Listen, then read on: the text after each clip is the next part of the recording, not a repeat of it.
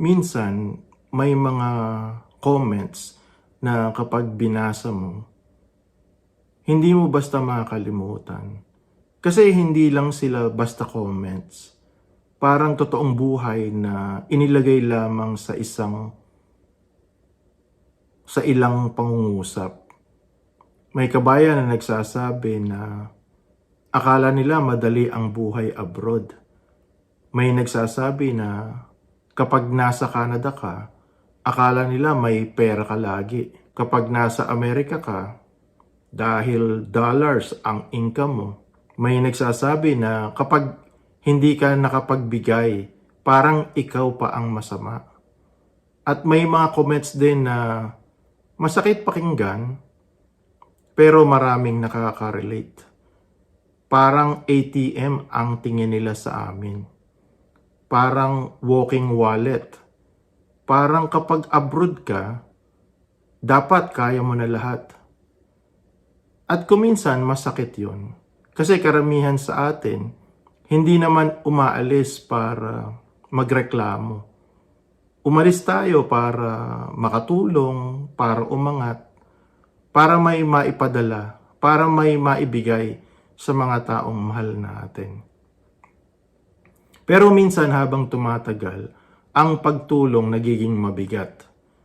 Hindi dahil ayaw mo na, hindi dahil wala kang puso, hindi dahil nakalimot ka na, kundi dahil ikaw mismo, may buhay ding binubuhay sa abroad. May bills ka rin, may pagod ka rin, may takot ka rin, may future ka rin na kailangan mong alagaan.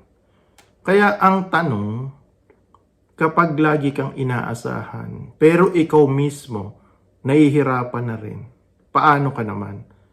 So in this video, pag-uusapan natin ito. Bakit maraming kabayan abroad ang mukhang okay sa labas, pero sa loob, pagod na pagod na. So here are the 4 factors to consider regarding this matter. Number 1, life abroad looks rich but feels expensive. Kasi ito yung unang reality na minsan sa karamihan ang nakikita ng tao is yung bahay, yung kotse, yung snow, yung mall, yung kain sa restaurant, pa-picture sa airport, yung balikbayan boxes, at dahil iyon ang nakikita nila, akala nila maluwag na ang buhay mo. Akala nila kapag nasa Canada ka, may pera ka na palagi. Kapag nasa Amerika ka, dahil dollars ang income mo, malaki ang sweldo mo. Kapag nasa abroad ka, okay ka na. Pero hindi nila nakikita sa picture yung rent, yung mortgage, yung insurance, yung grocery, yung taxes, yung car payments, pati na yung credit card. Yung pagod, yung puyat, yung overtime, yung kaba kapag may layoff sa trabaho. Kaya sa labas mukhang okay, pero sa totoong buhay, budget na budget. Kung minsan pa nga, paycheck to paycheck. Adjustment after adjustment. Hindi lahat ng nasa abroad, mayayaman. Marami yung talagang nagsusumikap lang, masisipag lang. Marami yung talagang responsable lang. Marami yung tahimik na lumalaban. Meron tayong isang kabayan dito sa Canada na nagtatrabaho sa warehouse. So, warehouse worker siya. Mahirap ang trabaho.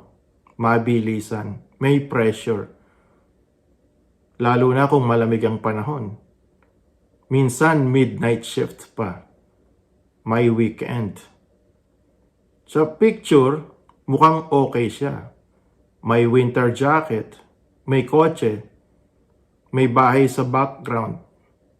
Pero sa totoong buhay, may rent, may car payments, may insurance, may groceries.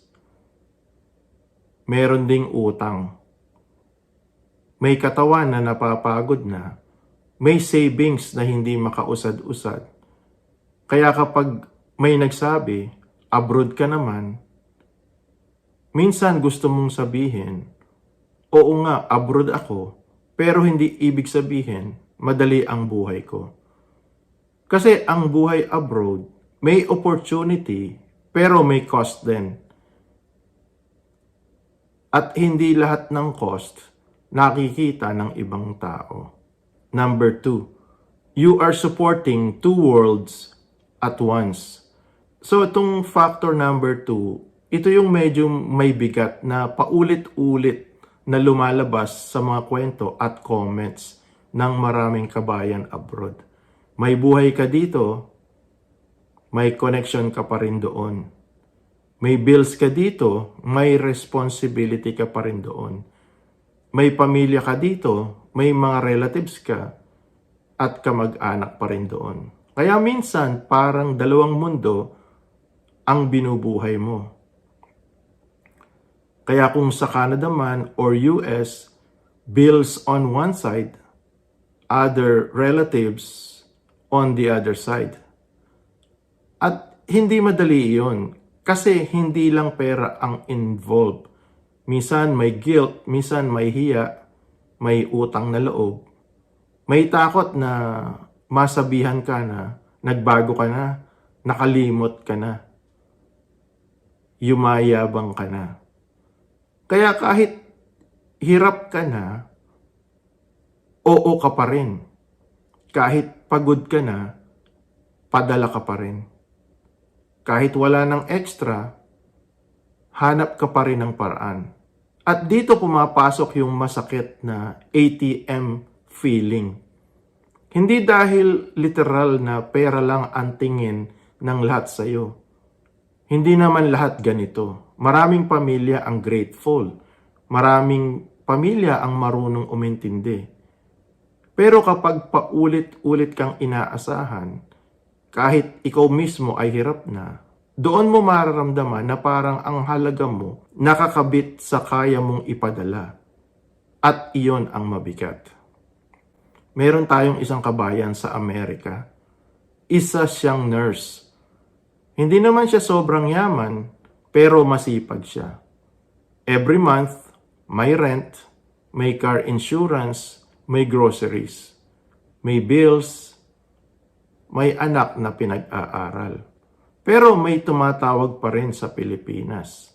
Kung minsan emergency, minsan tuition naman, kung minsan tulong sa gamot, kung minsan may kailangang ipa-repair.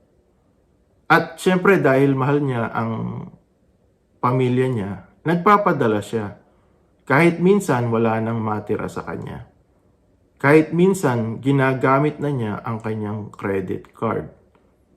Kahit minsan sinasabi niya sa sarili na next month na lang ako mag-iipon. Hindi ito dahil masama ang pamilya. Hindi ito ang point. Ang point dito, kahit mabuti ang intensyon ng lahat, mabigat pa rin. Kapag ikaw ang nasa gitna, ikaw ang kumikita, ikaw ang nagpapadala, ikaw ang nag-a-adjust, ikaw ang nag-iisip, paano pagkakasyahin ang lahat. Kaya minsan, ang buhay abroad, hindi lang about money. It is also about carrying pressure from two worlds at the same time.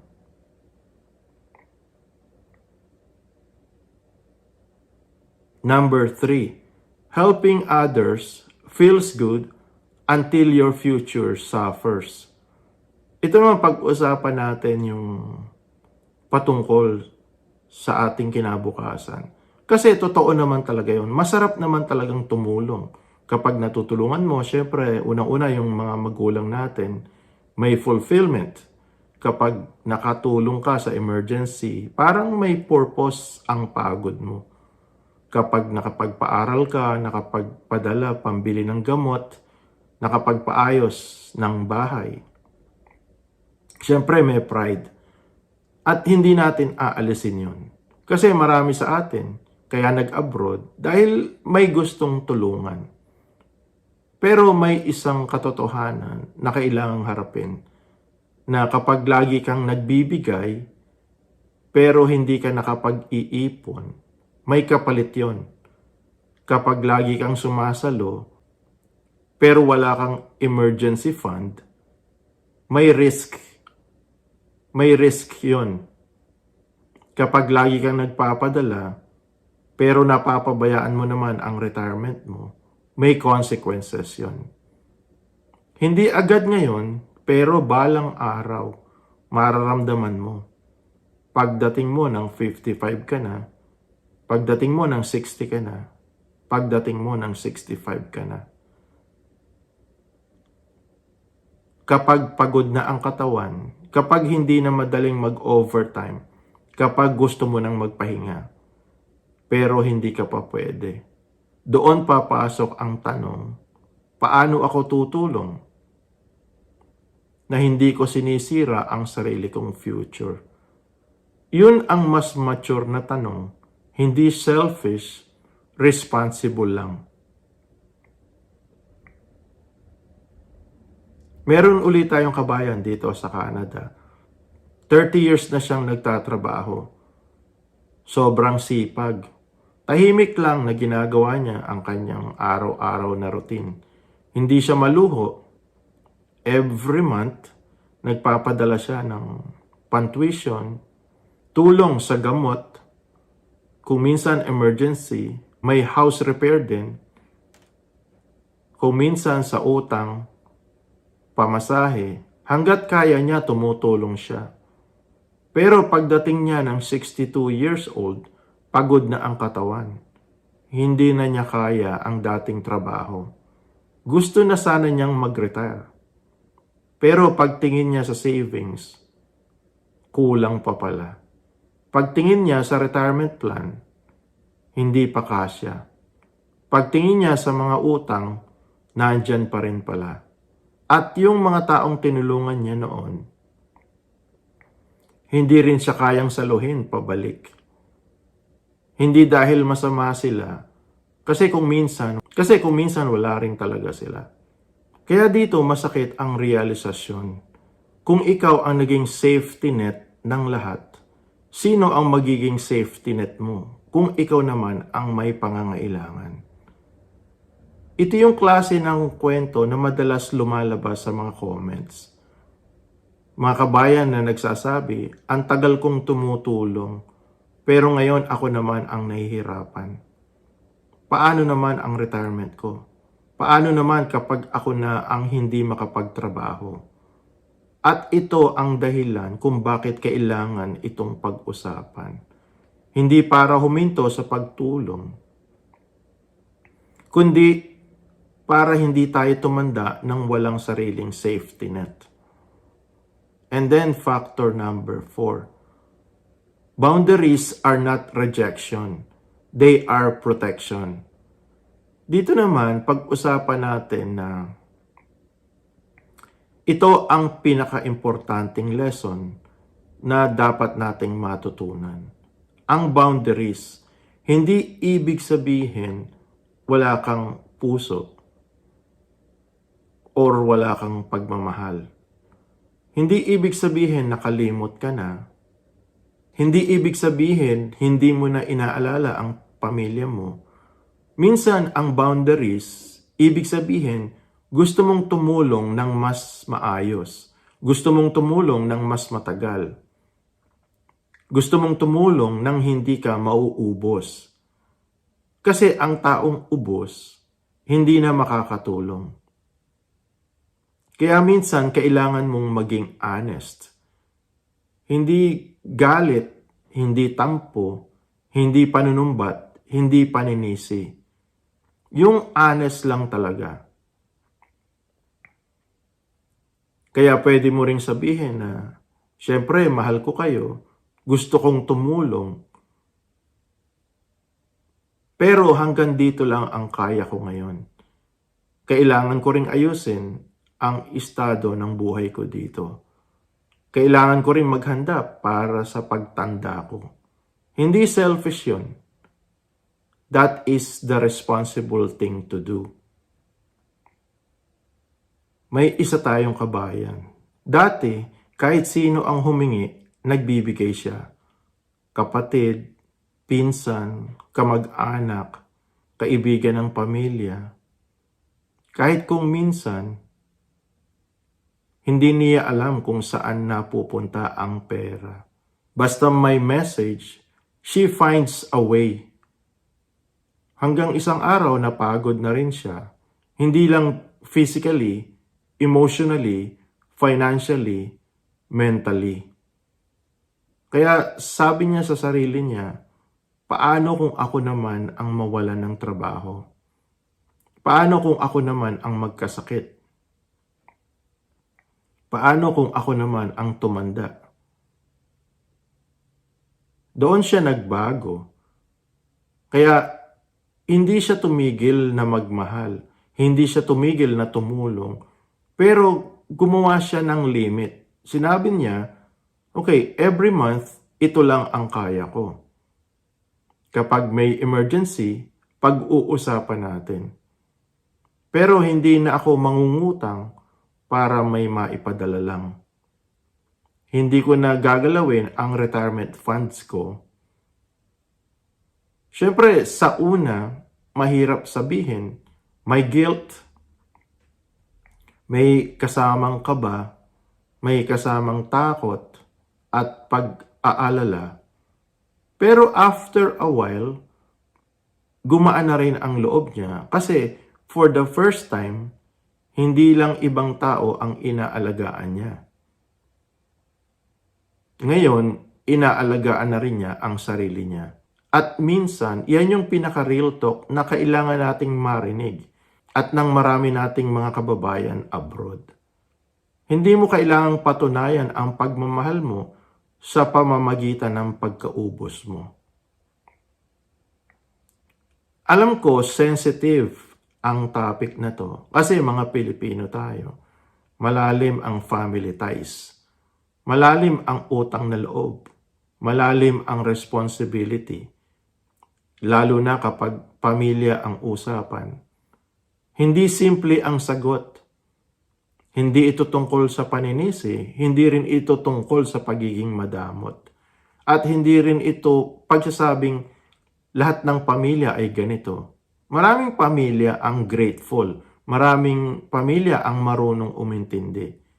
Maraming pamilya ang nagsasabi na unahin mo muna ang sarili mo. At syempre, we respect that. Saludo tayo sa kanila. Pero para sa kabayan abroad, na tahimik na napapagod, kailangan mo ring marinig to. Hindi ka masamang tao kung may limit ka. Hindi ka madamot kung may budget ka. Hindi ka nakalimot kung hindi mo kayang sagutin lahat.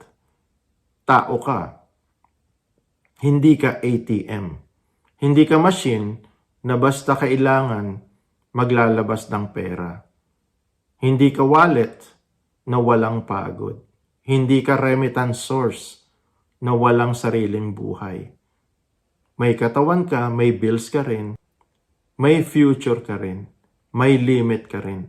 At minsan, ang pinaka-mature na pagmamahal, ayun marunong kang magsabi, mahal ko kayo, pero kailangan ko ring mabuhay. Kaya kung nasa abroad ka ngayon, whether dito sa Canada, sa US, or sa ibang bansa, ito lang ay isang gentle reminder. Tumulong ka kung kaya mo, pero huwag mong kalimutan ang sarili mo. Huwag kang mangutang para lang masabing mabait ka. Huwag mong gamitin ang credit card mo para lang mapanatili ang image na kaya mo ang lahat. Mag-set ka ng monthly limit ng boundaries. Unahin mo ang emergency fund mo, alagaan mo ang retirement mo. Kasi darating ang panahon, hindi na sapat ang sipag. Kailangan mo rin ng preparasyon. At kapag kakausapin mo ang pamilya mo, gawin mo ng mahinahon. Sabihan mo lang ng, mahal ko kayo pero kailangan ko rin maging responsable sa buhay ko dito. Gusto kong tumulong ng matagal, kaya kailangan kong tumulong ng may limit. And that is powerful. Kasi hindi siya galit, hindi siya harsh. Responsable lang. Kasi minsan, ang harsh reality ng buhay abroad, hindi lang yung lamig or yung init, hindi lang yung trabaho, hindi lang yung layo sa pamilya. Ang harsh reality kung minsan, yung kailangan mong magmukhang malakas kahit ikaw mismo napapagod na. Kailangan mong magbigay kahit ikaw mismo nag-a-adjust na. Kailangan mong maging okay kahit sa loob mo, nag-aalala ka na rin sa future mo. Kaya kung ikaw ay nandito sa Canada or nasa Amerika or kahit saan mang abroad at nararamdaman mo to, hindi ka nag-iisa. Maraming kabayan ang mukhang okay sa picture. Pero sa totoong buhay, bit-bit ang bigat ng dalawang mundo. Pero tandaan mo, abroad ka, pero hindi ka ATM. Provider ka, pero tao ka pa rin. Siyempre, mahal mo sila, pero kailangan mo ring mahalin ang sarili mo. Tumulong ka, pero huwag kang magpaubos. Magbigay ka, pero magtira ka at mag-save ka para sa future self mo. Dahil balang araw kapag ikaw naman ang nangailangan, sana may natira pa rin sa'yo para sa sarili mo, para sa kinabukasan mo.